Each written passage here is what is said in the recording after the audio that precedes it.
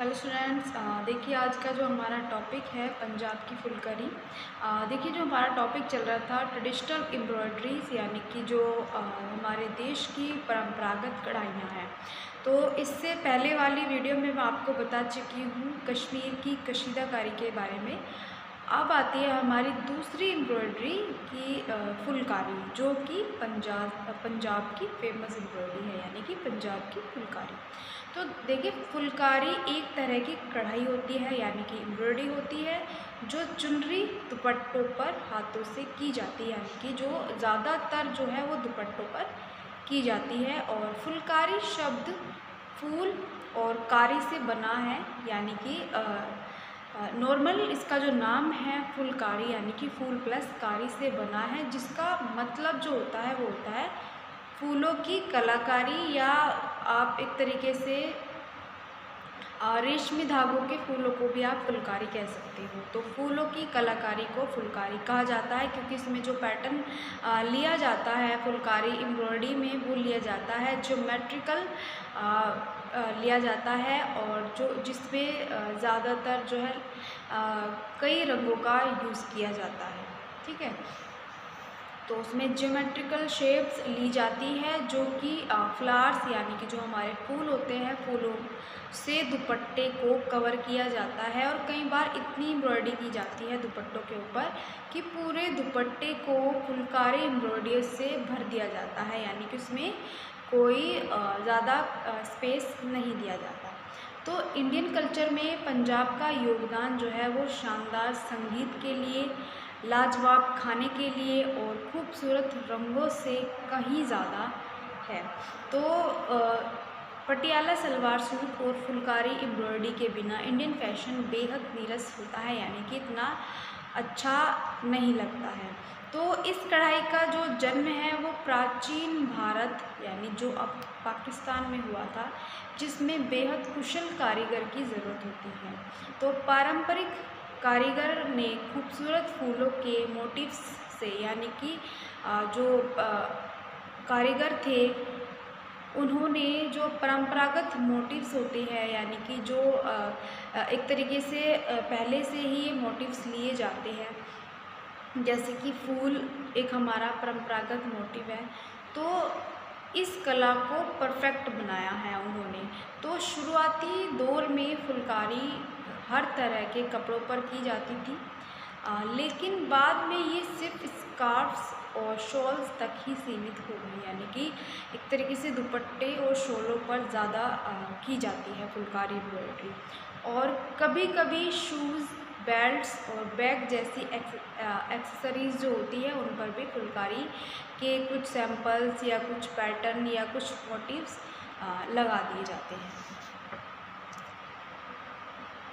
अब आती है फुलकारी के नमूनों के नाम की। जो फुलकारी होते हैं या जो उनमें पैटर्न यूज़ किए जाते हैं, या ऐसे छोटे छोटे मोटिव्स यूज़ किए जाते हैं, तो जिसमें है शालीमार बाग, ककड़ी बाग, धनिया और मिर्च बाग। तो जो ये नाम है ये वहाँ के, देखिए यह नाम उन वस्तुओं पर रखे गए हैं जो सामान्यतः फुलकारी पर नमूने हेतु उपयोग में लाए जाते हैं। फुलकारी जो है वो खद्दर पर की जाती है, यानी कि जो खद्दर का फैब्रिक होता है उस पर की जाती है। और जो फुलकारी का आधार होता है, यानी कि जो बेस होता है, वो लाल या नीले रंग का खद्दर होता था। और फुलकारी का जो कसीदा होता था वो वस्त्र की उल्टी ओर से किया जाता था, और यह बिना गुथे हुए रेशमी धागों से किया जाता था, जिससे यह चमकदार दिखाई देता था, यानी कि इसमें सिल्क थ्रेड का यूज़ किया जाता था। तो यह कसीदा पूरे वस्त्र पर इस प्रकार किया जाता था कि वस्त्र जो है वो नहीं दिखाई देता था, यानी कि पूरे फैब्रिक के ऊपर जो है सिर्फ एम्ब्रॉयडरी या उसका पंजाब की फुलकारी का कसीदा दिखाई देता था। तो इसमें जो ज्यामितीय, यानी कि जो जियोमेट्रिकल पैटर्न लिए जाते हैं, यानी कि नमूने बनाए जाते थे, जो कि क्षैतिज, लंबवत और तिरछे होते थे। यानी क्षैतिज यानी कि जो आपका एक होता है हॉरिजॉन्टल लाइन को कहते हैं क्षैतिज, लंबवत यानी कि वर्टिकल लाइंस भी उसमें ली जाती है, और तिरछे होते थे, यानी कि जो उसके पैटर्न्स होते थे वो हॉरिजॉन्टल, वर्टिकल और डायगोनल लाइंस होती थी उनके अंदर। तो धागों का रंग जो होता था वो पीला, सफ़ेद, हरा और लाल होता था। और पंजाब में फुलकारी कढ़ाई की नववधु के वस्त्रों में एक महत्वपूर्ण स्थान होता था, क्योंकि जो नववधु होती थी उसको एक तरीके से यह फुलकारी शॉल पंजाबी दुल्हन के लिए अनिवार्य होता था, यानी वहाँ की एक परंपरा कह सकते हो, या फिर उनके लिए बहुत ज़्यादा इसकी बहुत ज़्यादा अहमियत होती थी। तो प्रत्येक दुल्हन के लिए फुलकारी शॉल जो है बनाई जाती थी। तो प्राचीन समय में यह माना जाता था कि यह सॉरी देखिए, इसमें थोड़ा सा वर्ड 2-3 वर्ड गलत लिखे गए हैं कि प्राचीन समय में यह माना जाता था कि यह शॉल फेरे के समय पहनना ज़रूरी होता था, यानी कि जब फेरे होते थे तो फेरों के समय इस शॉल को ओढ़ना ज़रूरी माना जाता था, क्योंकि यह पति पत्नी के विश्वास का प्रतीक माना जाता था। तो ये पति पत्नी के विश्वास का प्रतीक होती थी, और विवाह से संबंधित कोई महत्वपूर्ण इसमें थोड़ा सा गलत हो गया है, विवाह से संबंधित कोई महत्वपूर्ण अवसर पर एक विशेष प्रकार पर ये पहना जाता था, यानी कि एक तो इसको विशेष अवसरों के पहना जाता था, और दूसरी चीज़ ये है कि इसको विवाह के टाइम जब फेरे होते थे तो उसको टाइम जो वधू होती थी उसको ओढ़ना ज़रूरी माना जाता था। अब आती हैं देखिए फुलकारी के प्रकार। तो देखिए फुलकारी जो एम्ब्रॉयडरी होती है उसमें बहुत सारे रंगों का यूज़ किया जाता है, यानी कि इसमें येलो, रेड, इस तरह के बहुत सुंदर कलर का यूज़ किया जाता है, और जिसमें ज्योमेट्रिकल मोटिव्स यूज़ की जाती हैं ज़्यादातर। तो ये एक फूल की शेप में इसकी एम्ब्रॉयडरी की जाती है, इसीलिए इसको फुलकारी के नाम से जाना जाता है। तो फुलकारी के प्रकार, तो देखिए फुलकारी कई प्रकार की होती है, तो जैसे चौक और सुबेर, शालू, तिलपत्रा और नीलक। तो देखिए पहले देखते हैं हमारा चौक और सुबेर। तो इस प्रकार की फुलकारी से सजे हुए वस्त्र विवाह तथा किसी विशेष अवसर पर वधू की माता के परिवार की ओर से दिए जाते थे, यानी कि या तो ये फुलकारी के नाम है जो इस तरह की फुलकारी से बने वस्त्र को जो है, या इस तरह के शॉल को विवाह के टाइम यानी कि बहुत विशेष अवसरों पर इनका इस्तेमाल किया जाता था, और विशेष अवसर पर वधू की माता माता के परिवार की ओर से दिए जाते थे। दूसरा होता है शालू। तो शालू एक ऐसा शॉल है जो किसी एक रंग के धागे से